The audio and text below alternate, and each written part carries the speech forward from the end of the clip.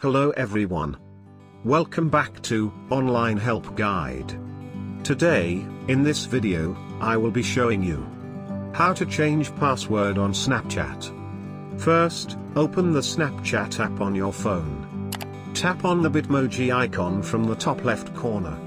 Go to the settings of Snapchat. Tap on the password option.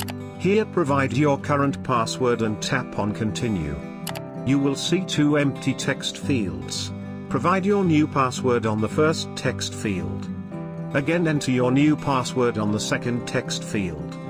Once you fill it in, the save option will be available.